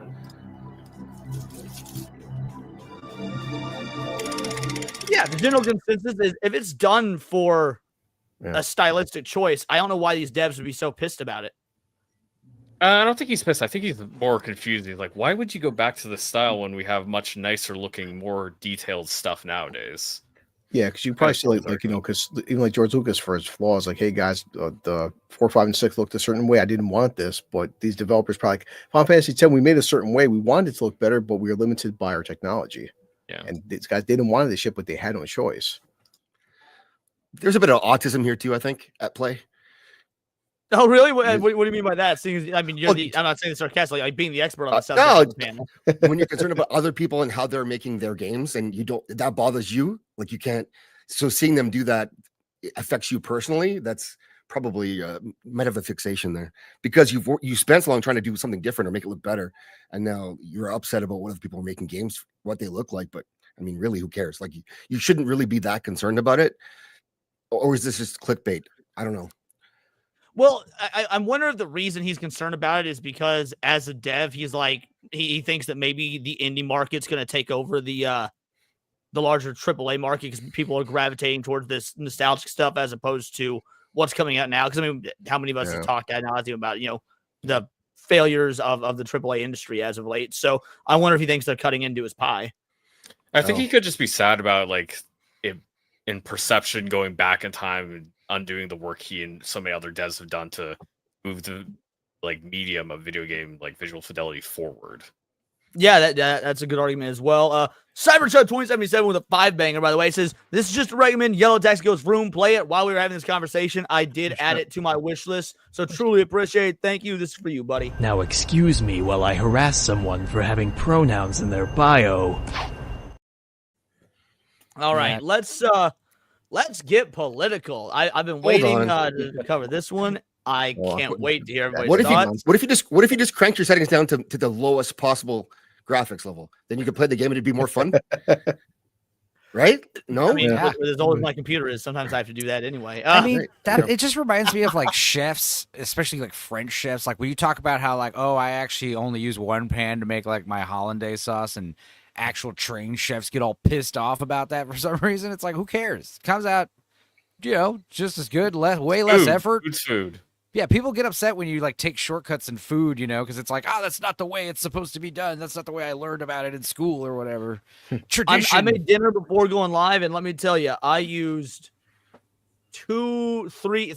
I used a cast iron skillet, a cutting board, and then a cookie sheet. Because after I seared it on the skillet and whatnot, I put it in the oven. Those are the 3 things I used. I used one knife for everything, and I just would. You could have put the pan in the oven. Could have cut down by 1, Leon. Not thinking efficiently. I don't like cast iron. Cast iron skillet in the oven, because it's so thick. Like I don't. Maybe it's just in my head thing, but I don't like doing it because I feel like it takes longer for shit to cook. I made salmon, and salmon you're only supposed to have in the oven for I do salmon 12 minutes bake, and I broil it for 5, and so it's super quick. Yeah. If it's a long, like hour-long dish or whatnot, like a deep dish pie, I'll do that in the oven. But yes, let's talk about gay people and whether or not they should have rights. I'm drunk enough. No. Well. So, the Supreme Court formally asked to overturn landmark same-sex marriage ruling. 10 years after the Supreme Court extended marriage rights to same-sex couples nationwide, the justice this fall will consider for the first time whether to take up a case that explicitly asks them to overturn that decision. Kim Davis, the former Kentucky County Clerk, who was jailed for 6 days in 2015 after refusing to issue marriage licenses to a gay couple on religious grounds, is appealing a $100,000 jury verdict for emotional damages plus $260,000 for attorney's fees. In a petition for a writ of certiorari, I cannot pronounce that, filed last month. Davis argues First Amendment protection from free exercise of religion immunizes her from personal liability for denial of marriage licenses. It just basically goes on to say that, under the First Amendment, it's not that gay marriage should or shouldn't be legal per se, but we as marriage license, givers, for lack of a better term, should not be beholden on religious basis to uphold that, to sign off on it. Absolutely not. I think your stance, Leon, is like the government shouldn't be involved in marriage anyways. Yeah, but I not only should gay marriage be overturned, I think all marriage should be overturned. Government shouldn't be involved in marriage whatsoever. So I'm very pro. I'm A-okay with this, but I also think get rid of straight marriage as well on a government level. Yeah, I don't think gay marriage should exist, no. I don't think there's actually a point for it. Zach's being Canadian, what do you think? We should force gay people. Good thing your camera's off for every this one. every gay person should have to get married. That's a Canadian. That's what we need to shut Force this gayness down. We need to stop this. We need pure gay monogamy. That's the thing is like, what are the percentages of gay people that actually get married? That's the thing is like we made marriage legal for gays, thinking that they could finally get married, and I think they get married in like the single digit percentile. We're gonna. How many of them still have an open relationship after getting married? No, can't do that either. All right. Gay people cannot have fun anymore. You thought it would be great to have loose sex with strangers. Not anymore. No way. Married, come out of the closet, you're assigned a person, and that's it. According to Google, approximately 10% of LGBT adults in the U.S. are married to a same-sex spouse. So like 90% of them choose to not get married anyway. Those rookie numbers. And live in sin. No, I'm just kidding. Get pump those numbers up, boys. All right, let's see what Grok has to say. Let's see if he comes up with the same answer. The only thing that gay marriage has ever been used for is a cudgel to hurt conservatives and religious and Christians. That's what remember Chuck and Larry with Adam Sandler? It was only just to get fuck health benefits. That was the entire plot of that movie. How fucked up our system is. Like two guys are pretending to get married just so someone can get benefits. God damn! I just saw that for the first time this year. Chuck and Larry. That was a stupid. Oh, it's so funny. Jessica Biel gets hot that one for sure. I wonder how many gay men are married that aren't even gay. That's what I'm saying. Like, how many people are just doing? There's a lot of straight men that have gay sex, apparently. Yeah, I mean, it could go both ways. No, Leon, right now, I am uninsured, Leon. You're what? I'm right now. I have no health insurance, so. So are you asking me to fake being gay with you so you can get insurance? Because I don't have any either being YouTube full time. So take another shot. You need to find a guy who lives in the same state as you, Blue. I will move. Oh, you'll move. All right. Yeah, he doesn't have to pay child support anymore, so what's keeping him there? Shit. Okay, come on, Grok, give me an answer. The new Grok sucks. It takes so long.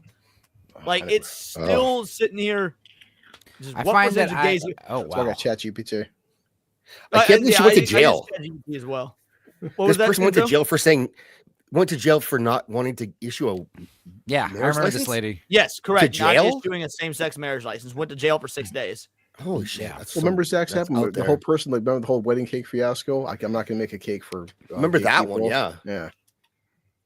No, I remember this lady, but yeah, it's like here comes the case again. Here it comes down the pipeline a couple years later.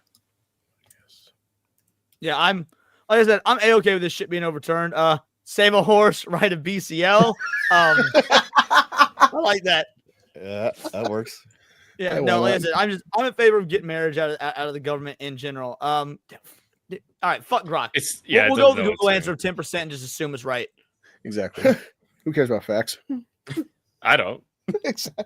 But but no. So Zach's aside from the Canadian joke, like in all reality, do you think like what are your thoughts on gay marriage being quote unquote which by the way it won't even be overturned? That's what they're framing this as. By the way, gay marriage is in danger of being overturned. No, it's just saying that people of religious beliefs that issue marriage licenses don't have to issue them. But so your thoughts? I think that if you have the ability to change the law, and the majority of people want that law changed, then they should at least consider doing that. So I don't have a dog in the fight at all either way, really. I think that like you've said, government should not be involved in marriage, but that's never going to change. So like that's not going to go away. But this one, they're not overturning it. They're just saying that she should be given damages. Isn't that what this is about? Yeah. Yes. Okay. Also, the article mentioned an interesting statistic that so when gay marriage was signed into law under Obama, support was 60%. Over the course of Trump's administration, the first time it rose up to 70%. Then in 2020, dropped down to 46% support for gay marriage. So like, there's also a major cultural shift in people being like, you know what? Maybe we were wrong about the queers being able to get married. Like, yeah, I tend to just not care what other people are doing at home, really. So at home part, I completely agree. But yeah, you can still have sex with whoever you want. It's not like we're gonna be if we're anti-sodomy laws. That's a little bit insane to me. But like gay marriage is different. It's not the same thing. Pro sodomy laws are good though. We should have more of those.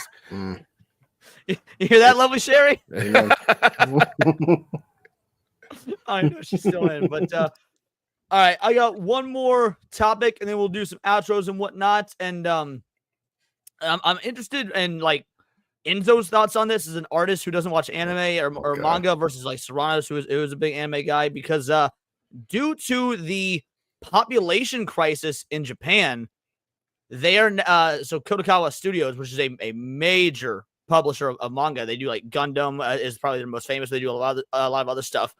Are looking to start hiring overseas work, and they are running a quote unquote competition where send us your own personal hand-done manga with no speech bubbles, so there's no language barrier. Just like, can you tell a story with only pictures, and we will consider bringing you to Japan, hiring you to be an official manga author. So there's some contention around this because part of a lot of people like, this is my chance. I'm a huge anime manga fan. I can now live my dreams. And the other part is, okay, but so much of what makes anime or manga is that it's Japan. So you lose the cultural identity. So I'm curious. We'll start with Serranos and we'll go to the left, or I guess my left, as to what everyone thinks about this. And yes, I agree with Daxnar. Just start fucking already, Japan. How hard is that? I gotta move. I don't actually have any problem with a publisher trying to expand their horizons and increase just the amount of stuff they're publishing, just looking for new authors to support. But it's not going to be manga, or it's not going to be manga in the authentic sense of being a comic from Japan because they're not Japanese. That's my take on it. Zach, what about you? What do you think? What do they mean by overseas talent? What sea? Like, are we talking probably about Brazil? They're probably going to like somewhere cheap. They're probably not talking about Americans who want. That's money. what I'm asking. Yeah, actually, it says it here. If I remember right, it says all right where to go. Let's see. Because there are plenty of good comics. Yeah, no, open to any and all creators. So I'm sure it's worldwide. open. I'm sure it's open, but like, yeah, they're so many comic books these days use Brazilian artists and such. Yeah. Yeah, so far they've gotten 1,126 submissions from 104 countries and regions. Holy shit! It'll have this was the previous contest. As winners announced past April, Tamazaki explained the overall event was created in response to the fact that with the recent proliferation of digital comics, the supply of manga has skyrocketed, but the number of manga artists has not kept pace, making the discovery of talented new talent. I don't like how that's worded. A pressing issue for each editorial department. So.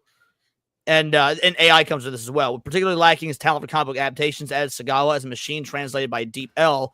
While there's an abundance of original works, particularly light novels and other worlds, there's an overwhelming lack of manga artists capable of adapting them, leading to a fierce scramble among companies to secure them. Okay, actually, this makes more sense to me, because there is a lack of stuff being able to be adapted because of artist lack, not just like actual mangaka in terms of people writing the story. They're literally talking about artists. No, I think that's I figured they were talking about artists. And the thing is, like, I know personally so many artists where, like, their whole style is anime influenced, So, like, the idea that, like, I'm sure there are plenty of American people all over the world that could totally do, like, anime, manga style, like, legit art styles.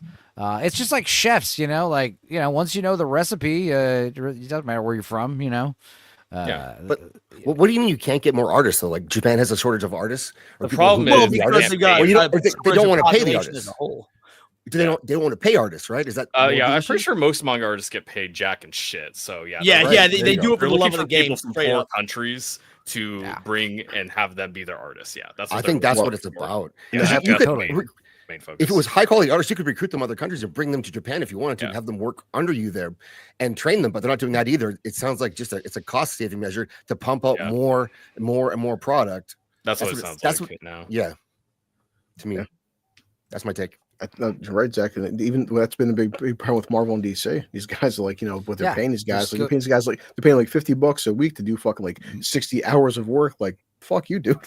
Come on. That's why Like, they the whole recruit. thing that they're looking at is they're just like trying to get a content mill going rather than just making more good stuff, Yes. like adapting good series. They're just trying to make it a content mill, just like Netflix and stuff like that. You know. So do you Also, think the excuse of a population, or do you think the statement of population decline is an excuse then? Yeah, possibly. So they just want people that are going to work for cheaper.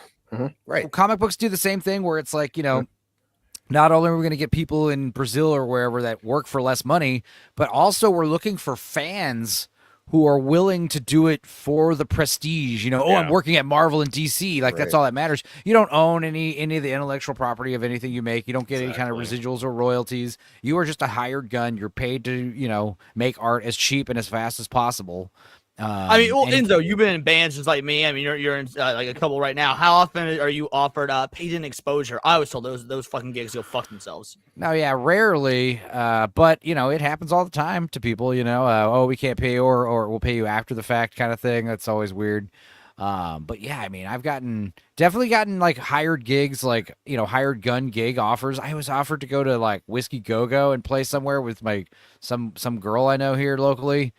But honestly, I didn't even ask how much they were paying because I was like, I don't want to do that. Can't do that right now. I'm sorry, but busy. But it's one of those things where I bet you if I was open to it and I asked like how much is pay, I wouldn't be surprised if it was like, probably get $50, $100 after driving across the country and all that stuff. But hey, you can say you played at Whiskey a Go Go and there's clout to that. Like, not there is in today's market, really. Yeah, but like I said, I got clout. I don't care. Whiskey Go Go, yeah, sure, whatever. No, I'm fine. I played in plenty of big venues all over. I don't need to care. Some other time. I mean, Enzo, we were just talking the other day. Like, we were talking about how people didn't know Critical Drinker and Nerdrotic at all. Yeah. Like, this guy whose company invited them to watch them. They're at the red carpet for Sketch, which they were flown out to review and watch, and the guy from Angel Studios on the red carpet was interviewing them, had no idea who they were. And it just shows you, like, you're why big. They were You're wearing suits in that post on. I was wondering what the fuck that was about because I don't really. We follow broke those down guys their as much anymore. interview, and the guy's like, "So what are you doing here?" He's like, "Oh, I flew all the way from Scotland." And he's like, "Willie, that's nice. What's going on down there?" Are you really from Scotland? Yeah. Though? He actually asked that. He was like, "Yes, listen to my accent," whatever the hell he's saying. But it just shows you like you could be big in your bubble. But yeah, exposure doesn't mean dick all in the day where like the internet, everyone gets famous for the stupidest shit. You get exposure for all kinds of crap. Exposure's, no. But yeah, it's probably what they're doing with these artists, not just willing to take a pay cut, but also, willing to put up with the shit just for the prestige of saying, oh, I'm a manga artist. I filled in my dream. You told me I'd never amount to anything, Mom. Drawing anime girls all day. Well, who was wrong? I'm moving to Japan. I mean, Japanese ladies like white Or you're dudes. not. Mom might be happy because like now he's gonna be able to get married and have kids and shit. Yeah. But like a you million said- people isn't that many on the internet. Man, so I get where you're coming from when you say that, but like anytime I'm doing a live stream, let's say we right now we've got 51 people watching. Imagine doing a presentation to 51 people. You're in a room and you're talking. You're giving a thing to 50. That's still a decent amount of people. Like I played shows that like. Oh, it's a venue and there's 200 people there. 200 doesn't sound like a lot until you're on stage and you see 200 motherfuckers staring up at you and you're one person. It's kind of a lot. Like, yeah, I mean, I was streaming a video PlayStation 5 earlier, having 4 or 5 people in chat. If my number said like 200,000 people watching me, oh, that's a different. It does hit differently. Yeah, it's Yeah, that's why a lot of these comic pros are like less turned on by going to these conventions now. Because like you just go live and get like 2,000 people watching you anytime you want. You don't have to travel. You don't have to do shit. You know, everything can be done from the internet.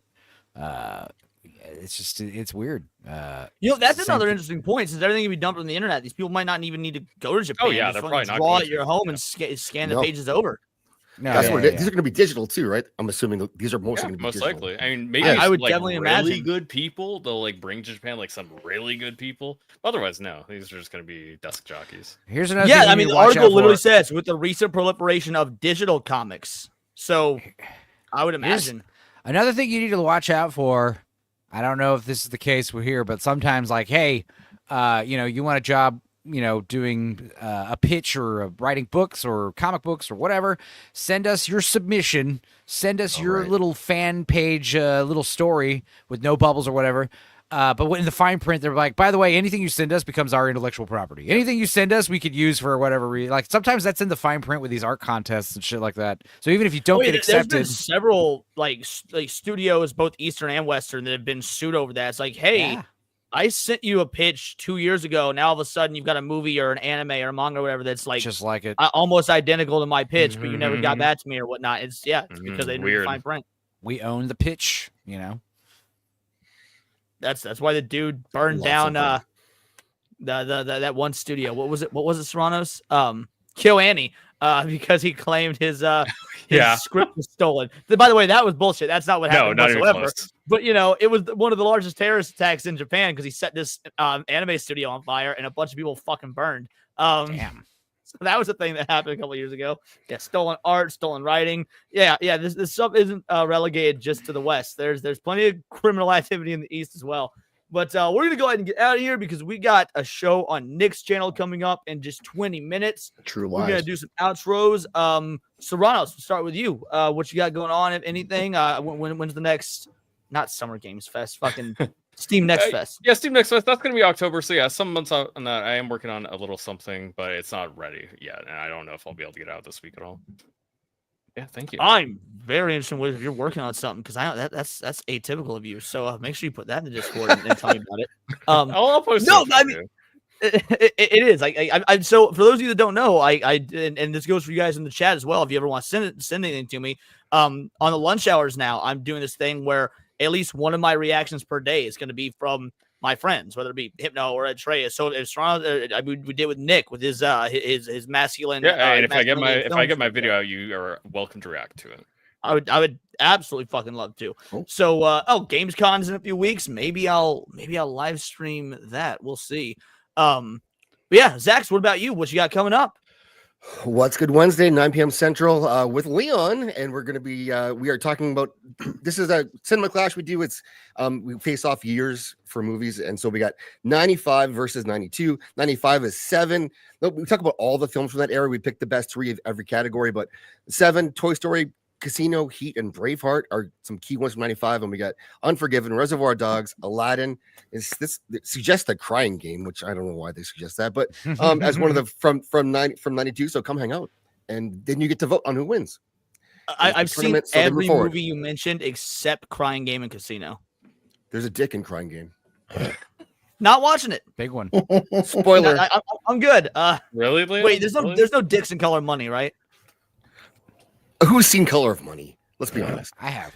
There's no dicks in Color of Money. All right, thank God. There are dicks. There are dicks in The Color of Night with Bruce Willis. You see Bruce Willis's balls a couple times in that movie. Classic. Speaking of Bruce Willis's balls, that seems like that would literally be a title of one of Enzo's streams. So what do you got coming up, buddy? Yeah, well, that reminds me of when we watched the Ewok movies, and in the second Ewok movie, Battle for Endor, you see Wilford Brimley's taint twice. It's amazing there's 2 scenes where it's like, get out of bed, Wilford Brimley, and he's like, and he gets out of bed and he puts one leg out first, and you get like a full shot of his taint, like. And then like 30 minutes later, they wake him up again, and you see it a second time, and you're like, "No way!" That's the kind of shit. That's the kind of shit we watch on my channel. If you guys didn't watch yeah, me and Leon and Cinevere and Dudicus watched Willow last week. Check that out. Full length commentary for that one. And then, yeah, this Wednesday we got another fantasy movie that me and Blue Collar watched with Proctophile called Sorceress. Bunch of titties in that one. So yeah, Are you gonna have to censor them out, or are you gonna try and slip some through? No, I censored them out. There are a couple I think that snuck by. But if you want to see titties on my channel, watch The Howling Five with me and Dudicus, because there's a full frontal pair that I forgot to censor. So there's some titties on my channel. Like, they're there. If you guys, if you guys scour through all, I've done like over 160 something we watches at this point, and there's definitely a handful of titties in them if you watch them all. So they are pretty evergreen. So you could, check those out whenever. The titties are evergreen, or the videos are evergreen? Both. But yeah, if you guys like the Willow commentary, then check out some other ones. We've done everything from Suburban Commando to Twister to whatever Speed. You were able to squeeze Twister through? I didn't know that one. You did that one. Well, no, that one gave us shit. It's on Rumble. There's also a censored version. There's there's like a heavily censored version, I think. No, there isn't. It's just blocked in the United States and Canada. So if you have a VPN, you can see it on my channel. But it's also on Rumble. So, but yeah, that was one of the only ones that got denied. But yeah, there's a bunch of them. Eddie Rahman says, and 3 anniversary films. Shin Godzilla. Actually, hold on to that thought, Eddie. TMNT. Yeah, the 35th anniversary of TMNT is this Friday. I really want to see if I can make it to that. By the same token, I do 3 streams on Fridays. I go from Niet's show to Badger's show right into mine. So I honestly don't know if I'll be able to get a screening, which sucks because that is arguably the greatest comic book film ever made is TMNT. And then Jaws. I went to a 45th anniversary screening of Jaws some time ago. So yeah, Jaws, that'd be another good one. And I have no idea what Nizatu is. It's that Chinese animated movie that was a huge phenomenon, and I think it's barely getting released in America, but the second one apparently is coming out. I don't remember. Is that the one that China was trying to claim was like the biggest movie ever made? And it made like it was the biggest animated movie they've had. Yeah. Yeah, they it's like the second I think it's the film. second highest grossing film of all time now. Some bullshit like that. Something like that. I don't know. That's got to be China Lion. There's no way that's the second highest grossing film of all time. China got to be doing some fuck shit with that. Well, Davina says it sucked, so I mean, I don't know anything about how good it was. I have no interest in watching it myself. Yeah, fuck commies and fuck China. But again, for Twitch, also fuck the Jews. Look at our loser. What you got going on, brother? Like I said, hopefully not tomorrow. Weapons, in case you cancel. It was me and Enzo watching Shin Godzilla Wednesday. Also coming to theaters. Shin Godzilla. I'll try to get a video on Nobody 2 because Nobody 2 is awesome, and also the Sonic trilogy. Enzo, whenever Leon's available. Oh yes, I meant to talk to you about that. So what are you doing? What are you doing next? What's that? Whatever your schedule, dude. Whenever you're available, we'll cover Sonic. Yeah, no. I'm actually available real soon. Yeah, we'll talk backstage because the Sonic trilogy is something that we're gonna be doing. I'm honestly just been guessing. Oh yeah, Niet's doing Alien Earth actually Friday. He asked me to come on like an hour ago. I'm like, sure. Yeah, fuck you, Niet. Now I have to watch that piece of shit show. I literally was not gonna watch Alien Earth at all, and then Niet's like, we're gonna eat that on Friday. I was like, fuck. Okay. I want it to be good. I literally have no hope for Alien Earth whatsoever. I know. But maybe I'll be surprised. If I go in with the lowest of expectations, maybe I'll be surprised. As for me, new videos every day. First of all, I saw a lot of Clippies in chat today. Thank you guys for making my Clippy video blow the fuck up. My channel has been like video-wise dead for a minute. And then I released a Clippy video that I thought was going to be a throwaway video. And sitting like 5,000 views in 24 hours. So I'm like, Jesus Christ, that used to be normal. And now I was like, all right, cool. So all y'all Clippies out there, thank you so much. Truly appreciated. And then, new videos and streams every day. What was that, Enzo? Clippy's just here to help. Clippy's just here to help. Yeah, Clippy boys go hard. Exactly. Tentpole of Haters will go on as scheduled tomorrow. However, Sammy has prior commitments on another stream. It's a stream he's never been on. So him doing, that stream is more important. So it'll either be solo Tentpole of Haters or I will bring on a Sammy replacement. I say, Enzo, if you're free, if you want to come on. Cindy may or may not be back. She was trying to be back for today's show, couldn't quite make it. So the point is, Temple Haters is happening tomorrow, even though no Sammy, so I'll see you on that. And then, the lunch hour throughout the week. Make sure y'all tune in at 1 o'clock p.m. Central Standard Time for the lunch hour streams, because those are starting to pop off, and I truly appreciate it. With that being said, those of you that donated, thank you very much. You never need to. You do. It means the world to me. I got to set up a raid for Nick real quick because I forgot to do. So, Blue Collar, explain to people what we'll be doing on the Sonic streams. Just doing a rewatch. We just press play, just like how Nia does the overlays. We just watch it and talk about the film. And like you said, Leon, you and me cover Sonic 3 together on live stream. I would debate that the Sonic trilogy is the best video game adaptation we've had. And I actually love that fucking trilogy. I think 1's good, 2's better, and 3 is fucking peak. I really love I those would films. say it's the most consistent trilogy we have had since Toy Story and Lord of the Rings. Yeah. So. Like in terms of fan response and actually loving it and whatnot. Like, can you think of another trilogy besides those two? And it's the only trilogy ever Jim Carrey's been a part of. Oh. Really? Think about it, yeah. Because Jim Carrey, we never got Ace Ventura. My kid, North English did Ace Ventura. Jim Carrey hates doing sequels, so I only did Ace Ventura 2 and Dumb and Dumber 2. And Jim Carrey, it's the only trilogy he's ever been a part of. So, yeah, I think I would probably choose Star Wars and Indiana Jones.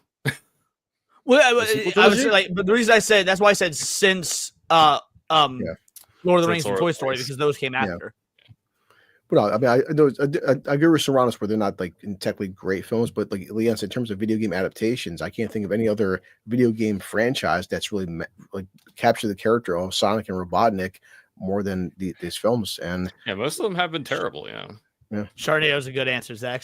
But all right, I got that raid set up, so I will see you guys tomorrow for Temple Haters. Check out the videos. And until next time, it's all here in the Nerdosphere. We're about to raid Nick, so make sure you hop in his chat and say Vital Idol Raid, because we are breaking down the masculinity or lack thereof in James Cameron's True Lies.